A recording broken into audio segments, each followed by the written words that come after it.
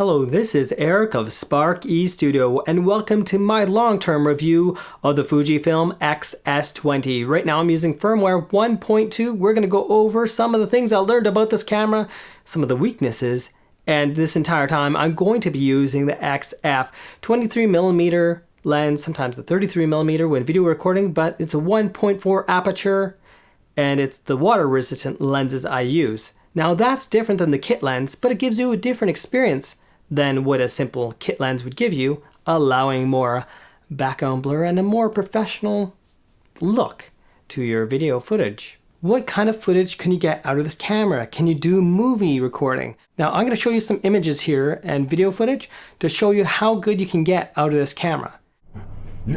You were still in the dream world. You can't be here. No.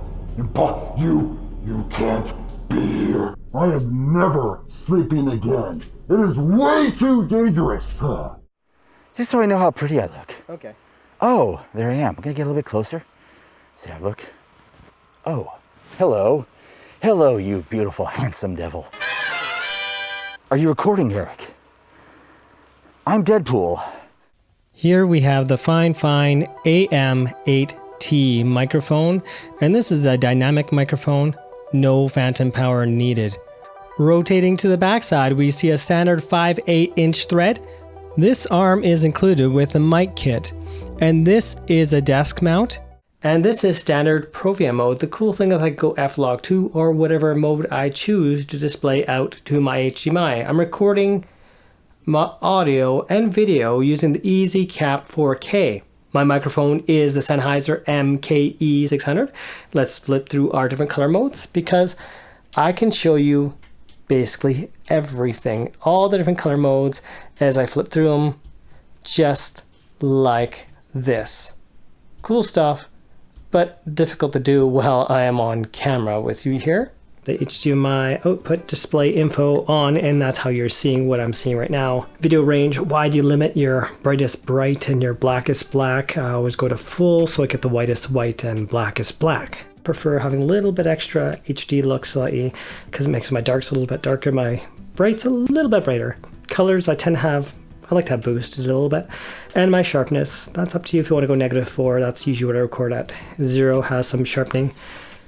But -4 gives that more natural, a little bit more detailed if you're looking for fine detail. And of course I have peaking on, I can choose my color for my peaking, and we have all these choices. This screen is so small I can't see where I'm actually focusing properly. I can see it's there. However, the autofocus ain't too shabby on here. Just press the button on the back of the camera and the focus is now automatic again. And here we see F-Log View Assist. Turn that on if you want your F-Log to look like natural footage. I'm now recording webcam mode and it's switched to 1080p full resolution at 59.94 frames per second from my 4K 29.97 frames per second I normally record at. Using HDMI out, I'm using the EZcap 4K and I could use this for webcam mode. This could be my webcam mode rather than using USB. Better experience for me. No delay. Perfect. HDMI out all the way. And now we are in F-Log 2 color graded using Dehancer. Let's go on a tangent here. Just grabbing Dehancer, applying it to my footage, going to the effects tab, choosing my camera, going to my vendor, Fujifilm, and I'm going to choose F-Log 2. That's what's rendered in. And I'm going to go to film developer mode, enable that, choose a little bit of color boost, contrast boost, and then I'm going to disable the pre-applied effects, and done.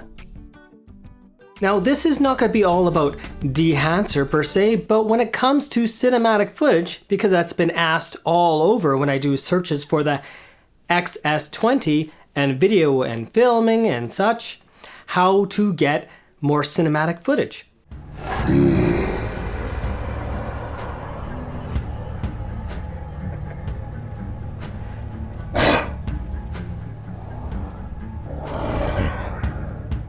That actually looks pretty decent. I did lighting effects, sound effects, and camera movement with the actor. However, this, what you're about to see, I can do using halation using Dehancer.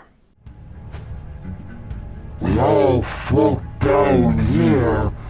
You'll float too.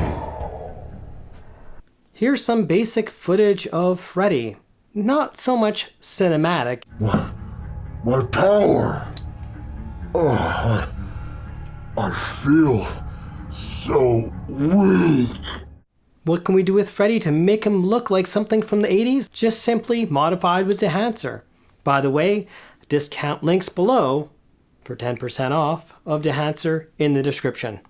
We had to get paid somehow. They don't have money for retirement, so now we're just tossing everyone in we can from the service. Sir, Holy crap. help the veterans. Help the, oh man. Well, you know what the real nightmare is? Being on this set. This is the nightmare. A lot of people think it's all filters to do everything, but if you have filters, you can't fix your mistakes. Luckily, through software, it's very easy. Right now we're 50 megabits per second long op 4224K, and this is the lowest capacity recording. H.265.5 is higher compression, so you get higher quality at the same data rate. Let's go to 264. We're now at 50 megabits per second H.264, and this is only 8-bit recording. You don't have as much compression as H.265, so we are kind of limited. We're now at long op 100 megabits per second H.265. How am I coming through in terms of visuals? We're now at long op 100 megabits per second H.265. How am I coming through in terms of visuals? We're now at long op H.265 at 29.97 frames per second. We are now at max setting all intra 360 megabits per second. Not many memory cards can do that when they're SD to maintain such quality. So let's zoom in and see if there's any difference whatsoever.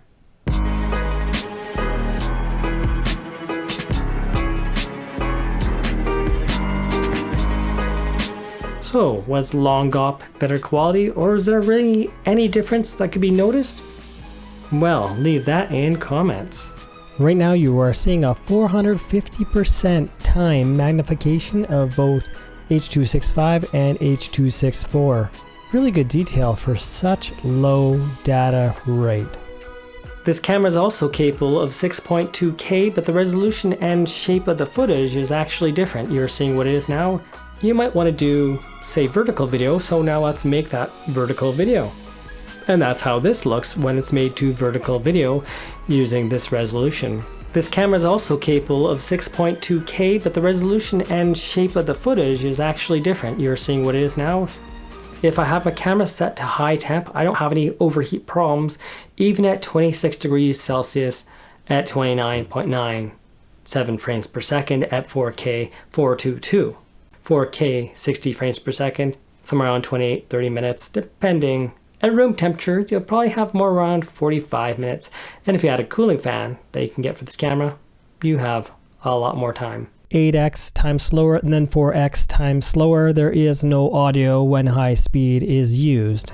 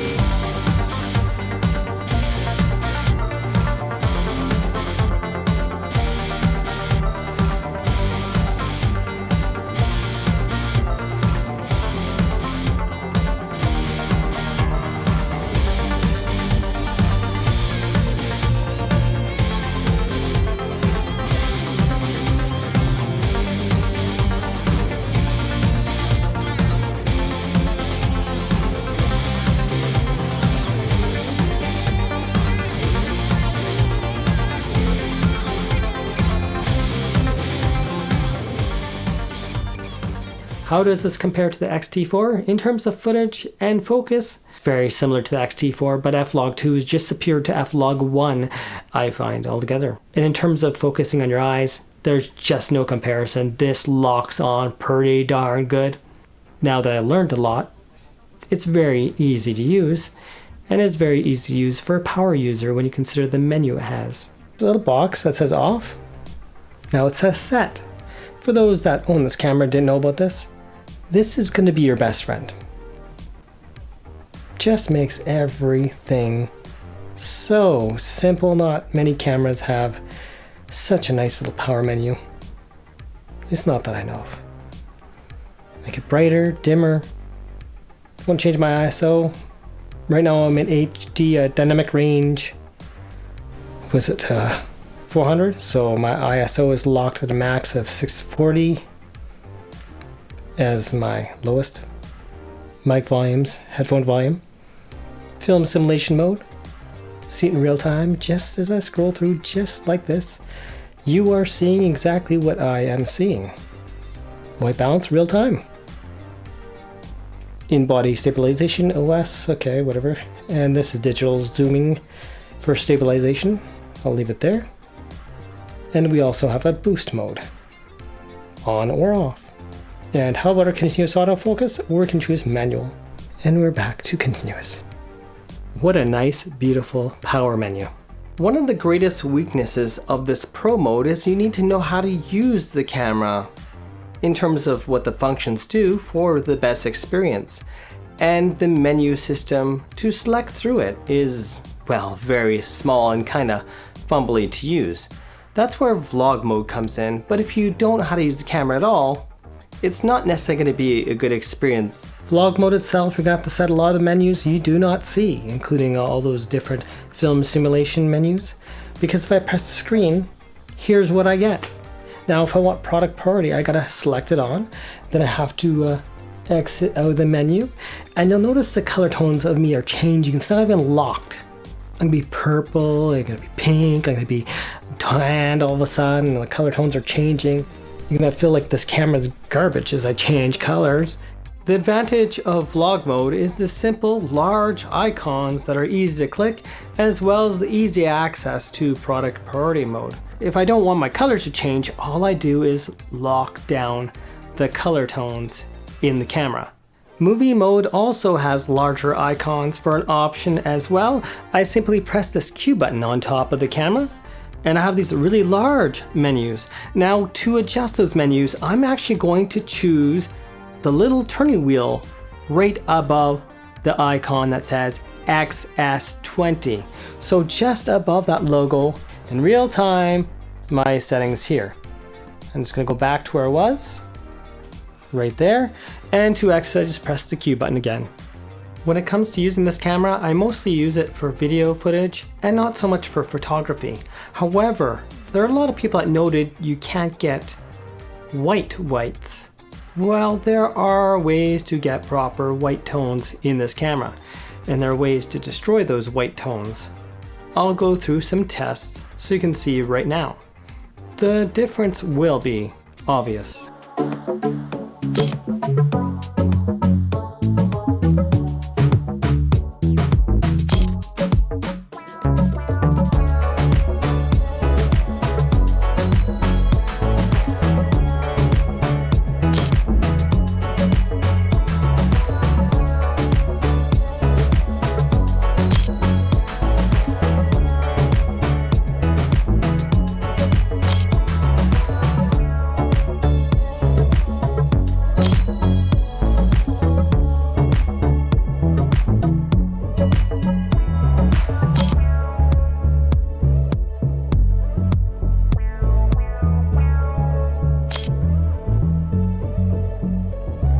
Those last two photos were done after the fact. Some people are going to simply use automatic, and I don't know if the dynamic range priority will automatically set.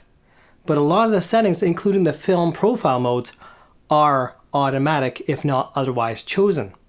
In terms of tonal range, if you notice the 1 point, I actually put +1 and +1 when I got that bright white, but use that sparingly if you don't want to crush your white tones together and make it all white and lose some of those grayish or light tones.